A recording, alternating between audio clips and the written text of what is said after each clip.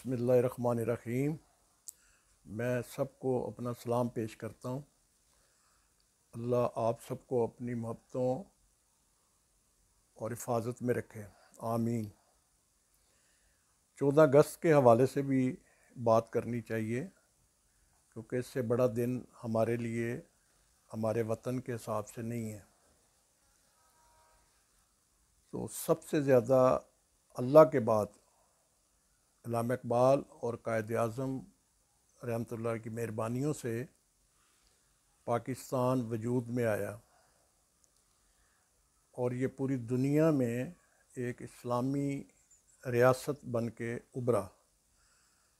انہوں نے جو حاصل کیا اس ملک کو، ان کا بہت بڑا ایک خواب تھا جو کہ پورا ہونا تھا، لیکن اللہ نے حضرت قائد اعظم رحمۃ اللہ کو وقت ہی نہ دیا۔ لیکن ان کا خواب ہمیں پورا کرنا چاہیے، ہم پر یہ فرض عائد ہوتا ہے۔ ان کا خواب کیا تھا؟ ان کا خواب یہ تھا کہ ایک اسلامی معاشرہ اپنے اسلام و دین پر عمل کرتے ہوئے اس ملک میں اپنی زندگی بسر کرے، اور اس معاشرے کا ایماندار ہونا، اور معاشرے کا آپس میں اتفاق سے مل جل کے رہنا، اور ایک دوسرے کے دلوں میں محبت کا احساس جگائے رکھنا، نفرتوں کے خلاف جہاد کرنا، دلوں پر حکمرانی کرنا، اور ملاوٹ سے پاک غذائیں اور ادویات مہیا کرنا۔ لیکن یہاں تو اس خواب کی تعبیر کوئی بھی پوری نہیں کر رہا، ہم سب میں سے کوئی بھی پوری نہیں کر رہا۔ حالانکہ ہم سب کو اس خواب کو پورا کرنا چاہیے تھا، اور اپنے وطن کے لیے رات دن محنت کر کے ایماندارانہ پیار و محبت سے کوشش کر کے اس کو ترقی کے راستے پر دنیا سے سب سے آگے لے کے جانا تھا۔ سب سے بڑا معاملہ ہمارے معاشرے میں یہی ہے کہ ہر بندہ صرف اپنی سوچ پہ زندگی گزار رہا ہے۔ ہر بندہ اسی سوچ پر ہے کہ میرا اپنا آپ، میرے بچے اور میرے گھر والے یہ صرف ترقی کریں، اور ہر حال میں ترقی کریں۔ اس میں جس طرح بھی حرام اور حلال کا فرق نہ سمجھتے ہوئے جس طرح بھی کمائی کرنی ہے، جس طرح بھی کاروبار کرنا ہے، ہر طرح کا کاروبار، سب میں یہ پرابلم ہے۔ ہر بندہ اس وقت لالچ کے گرداب میں پھنس چکا ہے، اس کو ایک دوسرے کا احساس نہیں رہا۔ حالانکہ جو قومیں اور معاشرہ اس وقت بنتا ہے جب ایک دوسرے کا احساس کیا جائے، اور ایک دوسرے سے مخلص ہوا جائے، اور ایک دوسرے کے دلوں میں محبتیں کو پروان چڑھایا جائے، اور اسی طرح معاشرہ بنتا ہے، اور وطن بھی اسی طرح ترقی کرتا ہے۔ اور اس وقت ہمارے وطن پہ سب سے بڑی جو مشکل ہے وہ ہے قرض، جو کہ ہم بے شمار رقم کے مقروض ہیں، اور سوچ سوچ کے ہمیں یہ ایک خوفناک مسئلہ لگتا ہے کہ یہ جو ہمارے قرضے ہیں، ہمارے وطن پہ قرضے ہیں، اور ہر فرد پہ قرض ہے، یہ کس طرح اتارا جائے گا؟ کسی کے پاس اس کے بارے میں نہ کوئی پروگرام ہے، نہ ہم کسی سے یہ سنتے ہیں کہ اس ملک کا قرضہ کس طرح اتارا جائے گا، اور اس ملک کے کاروبار کو کس طرح پروان چڑھایا جائے گا۔ اور اصل میں یہ سب باتیں ہوں گی اگر ہم کچھ آپس میں ایک تہیہ کر لیں کہ ایک تو ہم نے اخراجات کو کم کرنا ہے ہر لیول پہ،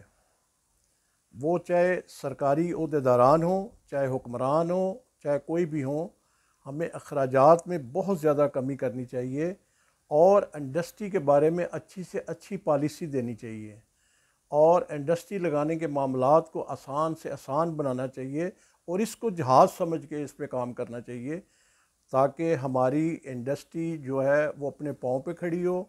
اس کی وجہ سے ایکسپورٹ بہت زیادہ بڑھے ہماری۔ جب ایکسپورٹ بہت زیادہ بڑھے تو امپورٹ میں بھی یہ سوچنا ہے ہم نے کہ ہم نے امپورٹ میں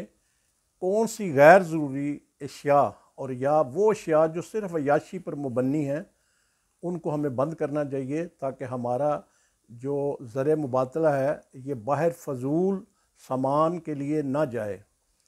اس طرح بھی ایک تو اخراجات کا کم کرنا، ایکسپورٹ کا بڑھانا اور امپورٹ پہ غور و فکر کرنا۔ لیکن یہاں میں دیکھ رہا ہوں کہ ہماری پالیسی بنانے والوں نے بے شمار آئٹموں پہ پابندی تو لگائی اور ٹیکسز بڑھائے، لیکن انہوں نے ایک سب سے بڑا ظلم کیا جو کہ میرے خیال میں ہم انسانوں کے لیے بہتر نہ ہے اور اللہ کی نظر میں بہتر نہ ہے۔ ہم نے سب سے پہلے یہ جو پیٹ جانورز لوگوں نے اپنے گھروں میں رکھے ہوئے ہیں اس کی خوراکوں پہ ہم نے بے شمار ٹیکس عائد کر دیا، اتنا ٹیکس عائد کر دیا کہ وہ سمجھتے ہیں کہ یہ امیر لوگوں کا شوق ہے۔ میرا خیال ہے اس سے زیادہ انہوں نے یہ سمجھ لیا ہے کہ یہ جو پیٹ ہیں یہ خود بہت امیر ہیں، انہوں نے اپنی خوراک اپنے جیب سے خریدنی ہے اور اس میں ان کو ٹیکس لگا دیا جائے۔ حالانکہ دیکھا جائے تو یہ ایسا شوق ہے، یہ سفید پوش بندے بھی یہ شوق کرتے ہیں، غریب بھی یہ شوق کرتے ہیں، اور ان کے گھروں میں یہ موجود ہیں اور ان کی بھی آبادی بڑھ رہی ہے، لیکن ان کی خوراک لینے کے لیے ان کو مسئلہ بنا ہوا ہے اور اس وجہ سے وہ سروائیو کر رہے ہیں، جو پیٹ جانور وغیرہ ہیں یہ سروائیو کر رہے ہیں۔ تو میں یہ گزارش کروں گا کہ اس پر غور کریں اور ان پہ رحم کریں، اس پہ اس لیے رحم کریں کہ اللہ آپ پہ رحم کرے گا۔ اس طرح کو اتنی زیادہ ڈیوٹیاں لے کے آپ نے ہمارے ملک نے کو امیر نہیں ہو جانا، ہو سکتا ہے رحم کرنے سے برکات میں اضافہ ہو جائے، تو مہربانی کر کے اس پہ بھی آپ غور کریں۔ دوسرے نمبر پہ یہ جو ہمارے ملک میں سب سے زیادہ دوڑ لگ گئی ہے پیسہ کمانے کی، اس پہ بھی ذرا خیال کرنا چاہیے۔ یہ ساری چیزیں ہمیں یہ جو دن 14 اگست کا نا اسی حوالے سے ہمارے ذہن میں آتی ہیں اور ہمیں سوچنی چاہیے اور اس پر عمل کرنا چاہیے، اور اس پہ شور و غل کو بھی ذرا خیال کرنا چاہیے، لوگوں کو ڈسٹرب کرنے کا بھی خیال کرنا چاہیے۔ اچھی قوموں کی طرح اس میں آپ خوشی منائیں، جو مرضی کریں۔ پھر اس میں سب سے بڑا ایک صدمے والی بات ہے جو کہ ایک ڈر فکر شروع ہو جاتا ہے، وہ ہے جو جوان بچے ون ویلنگ کرتے ہیں، اور اسپیشلی اس دن پہ بہت زیادہ کرتے ہیں۔ ون ویلنگ کا مطلب یہ ہے کہ بالکل موت کو گلے لگانا،